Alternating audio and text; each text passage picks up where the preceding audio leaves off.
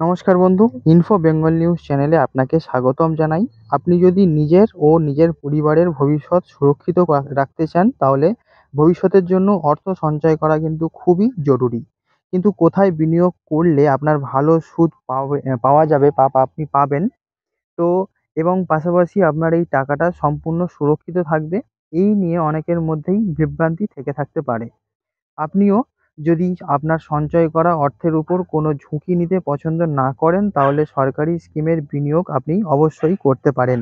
এতে আপনার অর্থ সুরক্ষিত থাকার পাশাপাশি ভালো সুদের আয় করার যে সুযোগ, সেটিও আপনি পেয়ে যাবেন।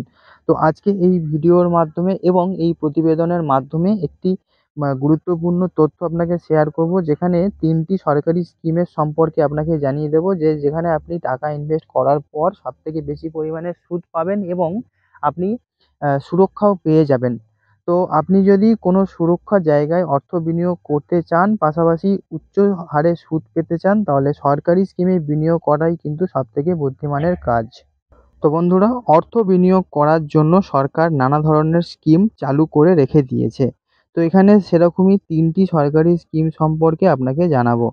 প্রথমেই যেটি রয়েছে, যে পাবলিক প্রভিডেন্ট ফান্ড অর্থাৎ পিপিএফ, কেন্দ্রীয় সরকার দ্বারা পরিচালিত একটি বিনিয়োগের পরিকল্পনা হলো পাবলিক প্রভিডেন্ট ফান্ড। বর্তমানে এই প্রকল্পে আপনি ৭.১% সুদের হারে আপনি সুদ পেয়ে যাবেন।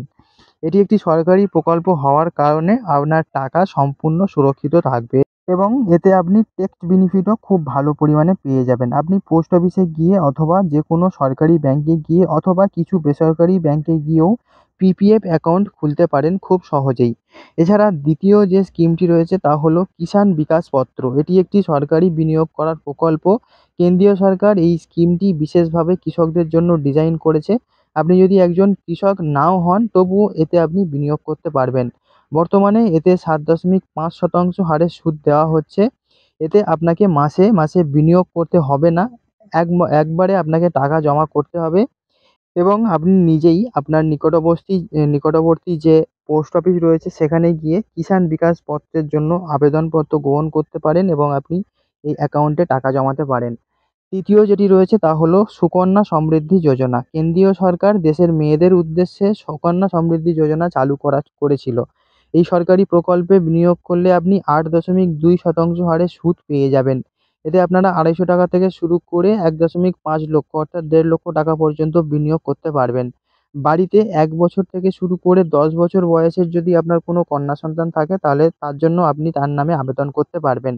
আপনি নিকটবর্তী যেকোনো পোস্ট অফিসে গিয়ে অথবা সরকার দ্বারা স্বীকৃত যেকোনো ব্যাংকে গিয়ে আপনি এই প্রকল্পের জন্য আবেদন করতে পারেন এবং বিনিয়োগ করতে পারেন। তো ভিডিও শেষ করার আগে এটি বলব, যে আপনি যদি বিনিয়োগ করার জন্য কোনো সুরক্ষিত জায়গা খুঁজছেন, তাহলে এই যে ৩টি সরকারি স্কিম সম্বন্ধে এখন আপনাকে জানালাম, এই স্কিমেতে আপনি অবশ্যই বিনিয়োগ করতে পারেন, যেগুলো হলো পাবলিক প্রভিডেন্ট ফান্ড, কিষাণ বিকাশ পত্র এবং সুকন্যা সমৃদ্ধি যোজনা। এগুলিতে বিনিয়োগ করলে আপনি ভালো পরিমাণে যেমন সুদ পাবেন, তেমন আপনার টাকা থাকবে পুরো নিশ্চিন্ত বা সুরক্ষিত।